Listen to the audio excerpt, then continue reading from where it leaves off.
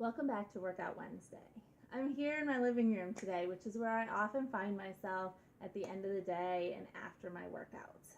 It is about 1,000,000 degrees here in Wilmington today. It was 80 degrees before 8 o'clock this morning. And so after my walk, jog, run attempt and my chipper workout, it is definitely time for me to do my Self Myofascial Release treatment or foam roller training. Today I'm going to talk to you a little bit about foam rolling, and this is going to be a very brief video for you today. But I'm going to show you my old roller and my new roller and talk to you about what I love about each of them and what I use them for. So one thing I want to tell you about before we get to our foam rolling is that when you do your foam rolling, we need to be shoe free so that it allows the freedom of movement in our ankles and our lower leg. My old foam roller is this one right here. It is made of just a high density foam like the original foam rollers. Foam rollers were originally designed by the 3M Corporation to help contain oil spills in the ocean. And then physical therapists and fitness trainers and Pilates instructors started using them for all different kinds of other things. This is one that is not even full length. Full length is a little bit longer than this, that I got at TJ Maxx last year for about $10. It's a Fila brand, and it's the original just high density foam type roller. These are really great for beginners, and they are really great for if you're going to use them for things like foam roller Pilates, which check out Upside Down Pilates website for their videos on YouTube about great ways to use the foam roller in your Pilates workouts. They're great for balance training, and they're great for beginners in the Self Myofascial Release technique. However, the cheaper ones like this one, I don't know if you can tell, but this one is now bowed from all the use that it got last year to help me rehab some injuries, dealing with my hamstrings, my quads, my lower back, my hips, so on and so forth, that were preventing me from really being able to run and do lots of great exercise well.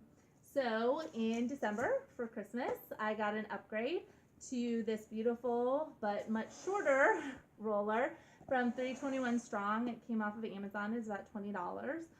It's rubber coated with lots of different knobs on it, and then the dense foam on the inside. So I've had this one for about 6 months, and it is still very strong and very sturdy. It's not wearing out. The only thing I don't like about this one is how short it is. I thought it would be a little bit longer, but it only allows me to roll one leg at a time effectively. So what is this whole business with rolling, and what am I talking about with Self Myofascial Release? So self means you're going to do it yourself. Myofascial means you're going to be working on the muscle and the fascia, and release means that it's basically going to release any tension in the area, much like a deep tissue massage would do. That's why you may want a lighter density versus a stronger rubber. Some of them actually have a much even harder, this is a softer rubber coating on them.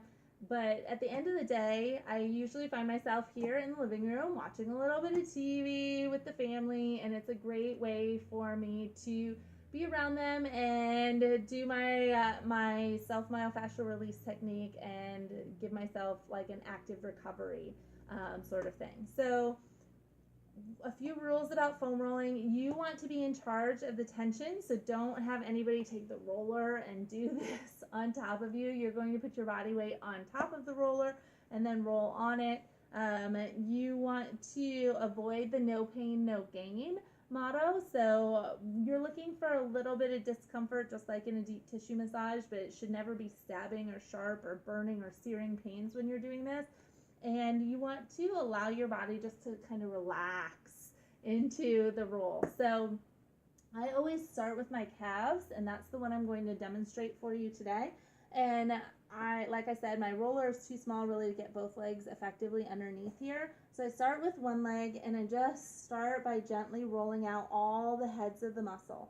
And sometimes I have to adjust the roller to make sure that it's really getting into the areas that I want it to be in. Sometimes I go a little bit slower if I find an area that's a little bit more tense and needs a little bit more time. And the reason that we have the shoes off is so I don't have that extra weight, and it allows me to just let the leg hang there and roll through the motion. While I'm doing this, anytime I come across a spot that's a little bit more tight, I don't want to hold my breath and tense up real tight when I'm doing this, but rather just kind of let yourself roll through a little bit more slowly and do your exhales, just like we do in yoga and everything else. If I need a little bit more tension, I may choose to lift up and put a little bit more body weight into it. It can use a little bit more upper body strength to do that, or sometimes even I'll add the other leg over the top. But again, only if that's what feels comfortable to my muscle. In the lower body, notice I'm avoiding rolling on the shin. You see me twist a little bit this way and that way, but I'm avoiding the bony part here because I'm not trying to roll on the bone. I'm trying to stay on the muscle and the muscle fascia.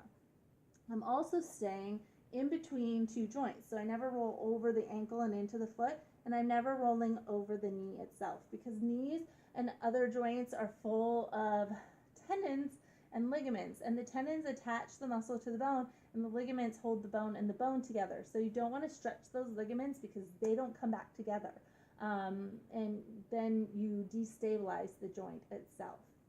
You want to pay attention to rolling on the area that's of most important to you. So maybe you'll do the whole body and maybe you won't. If I want to focus on my upper leg, am I rolling my hamstrings? Am I rolling my IT band? Am I rolling my quadriceps?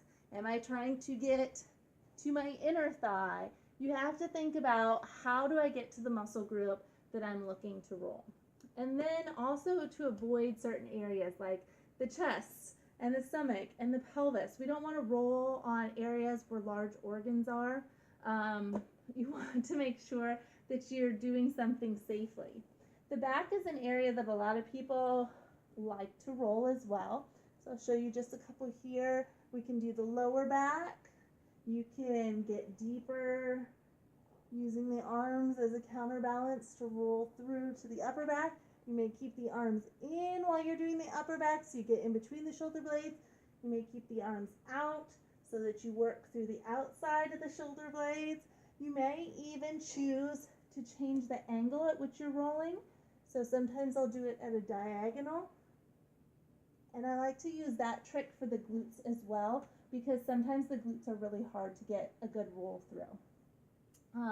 And then at the end of my whole foam rolling for the day, I love to do a little self-relaxation, self-reflection, and I put the roller right behind my head, open up into kind of a Shavasana type pose, and then let the head drop side to side, releasing the neck and the base of the skull, right where those tension headaches come. So peaceful, I don't even want to stop. So that's a little intro into foam rolling. I really encourage you to give it a try if you've never done it before. Like I said, you can get rollers for as cheap as $10 at TJ Maxx. This higher quality one, $20, not super expensive. And a lot of gyms actually have them available for checkout at the fitness desk. I hope that you'll give it a try. Give yourself that gift of a less expensive deep tissue massage. And I hope to see you again on another Workout Wednesday. Have a great one.